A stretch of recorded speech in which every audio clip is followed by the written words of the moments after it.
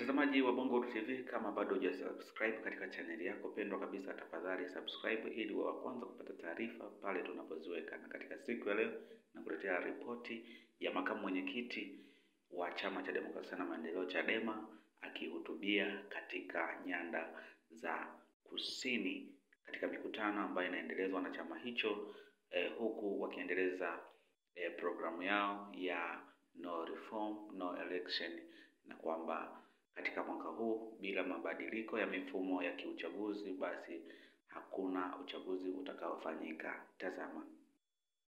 Miaka 12 iliyopita walichukuliwa mashehe hapa, walichukuliwa viongozi wa dini, maaskofu.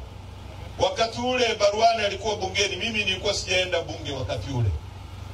Wakapelekwa Norway, wakapelekwa Malaysia, wakapelekwa na nchi nyingine ambazo watu wake wameendelea kwa sababu ya gesi. Na wakati ule serikali yetu ikiwa chini ya Rais Kikwete walikopa kutoka Exim Bank of China zaidi ya bilioni 9 za Kimarekani kujenga pipe ya gesi kutoka hapa kwenda Dar es Salaam kwa ajili ya kupeleka gesi Dar es Salaam na maeneo mengine. Na wakati ule hata bwawa la Mwalimu Nyerere lilikuwa halijaanza kufikiriwa. Tuliambiwa kwamba tunaenda kuletewa umeme wa gesi na itakuwa ni mwarobaini kwa matatizo ya umeme wa nchi. Nasema uongo, nasema ukweli? Mkoa wa Lindi una kilomita za mraba 66,000. Ukiichukua nchi ya Israeli inaingia Lindi mara 3. Na mkoa wa Lindi huko nyuma ndio ulikuwa unalima mkonge, mnalima korosho, mnalima ufuta, mna bahari, mna Seru iko hapa, na Seru ni kubwa hata kuliko nchi ya Rwanda peke yake. Lakini leo tumefika Lindi, hali ndio hii hapa. Huhitaji kuambiwa Lindi ambayo kabla ya uhuru mabenki makubwa duniani yalikuwa yanakuja hapa kuwekeza hapa kwa sababu ya mkonge.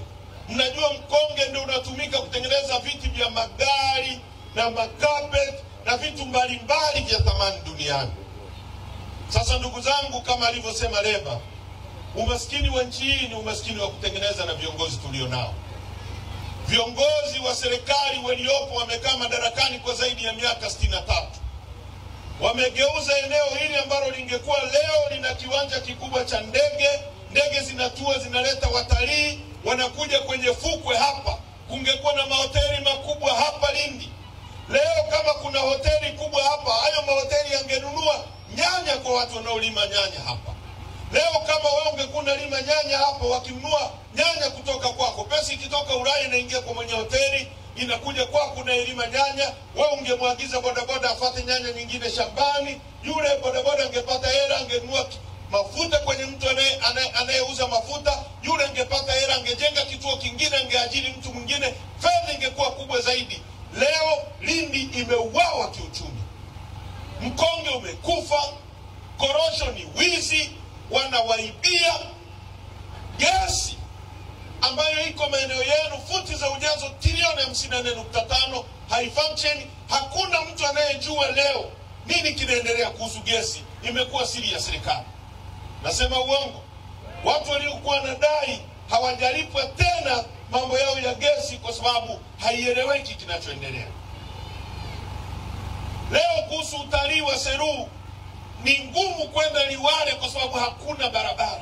Tumetoka Dar es Salaam, mtalii hawezi kuamua kuja Seru aache kwenda kaskazini ambako kuna barabara nzuri, ambapo kuna uwanja wa Kia pia.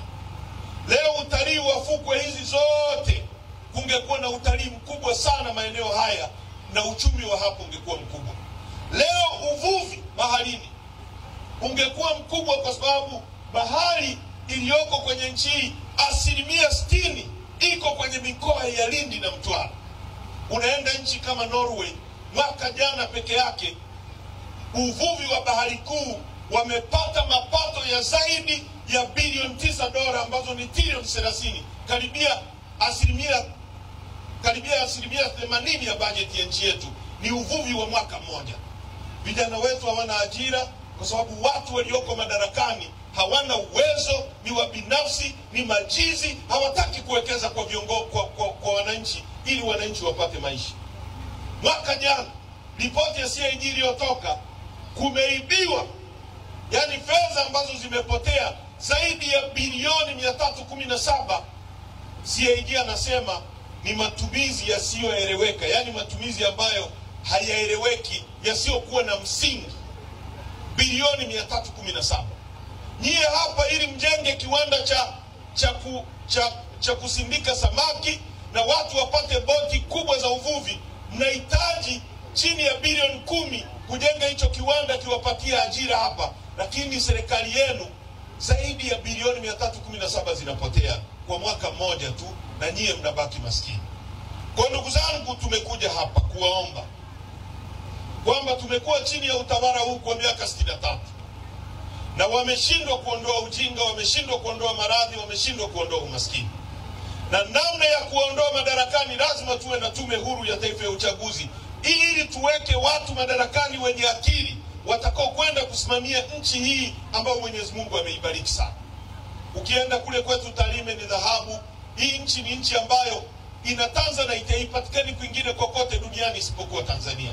Hii ni nchi ambayo ukienda kule Kabanga kuna nickel na cobalt, madini yanayotumika kutengeneza ndege na yanayotumika kutengeneza betri za simu yanatoka Tanzania. Hapo kwenu Seru kuna madini ya urani yanayotumika kutengeneza mabomu ya nyuklia duniani.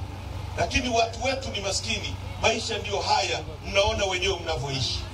Ili tuwaondoe hawa watu, lazima tuwe na uwanja ambao unalingana, ili tupige mechi ambayo ni sawa sawa. Lema ametumia muda kueleza jinsi ambavyo tume inaundwa na watu wanaosimamia uchaguzi wakoje. Labda mimi niwape mfano ambao rahisi tumtaelewa. Hivi leo Simba na Yanga wakienda kucheza mechi, alafu Haji Manara akawa ndio refari, hiyo mechi nani atashinda hiyo mechi? Hiyo mechi atashinda nani? Hata kama hakuna penalty, mtu amechezewa alafu katikati, Haji mimi ninavyomjua atapeleka kutenga penalty kwenye kile cha penalty. Uongo kweli? Ndio huo uchaguzi ambao sisi wanatulazimisha sisi tuingie.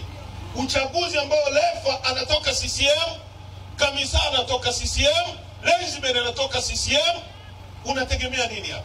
Ndio maana uchaguzi wa nchi hii tuliondolewa sisi bungeni, tumenyang'anywa mitaa yote, tumenyang'anywa kata zote, na bado umaskini ni mkubwa. Unaenda nchi kama Dubai, wanachukua maji ya bahari kama hii ya kwenu, wanafanya kitu kinaitwa desalination, wanaondoa chumvi, wanayaingiza kwenye mabomba, kila mtu ana maji. Lakini sisi tuna bahari hapo, watu hawana maji. Basi kama maji ya bahari ni tatizo, kwa nini tusichukue maji? Nchi hii imezungukwa na ziwa Victoria liko Tanzania, ziwa Nyasa liko Tanzania. Watu wetu wanakosaje maji miaka 60 baada ya uhuru? Maji yaliyoko chini kwenye nchi hii ni mengi kuliko yaliyoko juu ya uso wa dunia. Kuna ile Kimbiji na Mpera pale Dar es Salaam, walisema wakitoboa kisima kile, Dar es Salaam itazama kwa wingi wa maji ulioko pale Kimbiji. Lakini watu wetu hawana maji miaka 63 baada ya uhuru. Kwa ndugu zangu, principle ya uchaguzi, wazungu walisema kama hakuna representation hakuna kufanya uchaguzi, kama hakuna uwakilishi hakuna kulipa kodi. Kwa hiyo tumekuja kuwaomba mtuunge mkono kwenye kampeni yetu ya no reforms no election, ili mwaka huu tusimamishe uchaguzi, tubadili sheria za uchaguzi, kukisha kuwa na free and fair election, tuingie uwanjani sisi na CCM. Dakika 90 hazitoshi, 45 tu watakuwa wako nje uwanja, kwa sababu watakuwa wamepigwa goli zaidi ya 10. Uongo kweli? Asante kwa kuitazama ripoti hii na hotuba hii kutoka kwa makamu mwenyekiti wa Chama cha Demokrasia na Maendeleo Chadema, John Heche, ambaye umesikia kile ambacho amekizungumza. Sina cha kuongeza wala cha kupunguza, lakini kama bado hujasubscribe, tafadhali subscribe.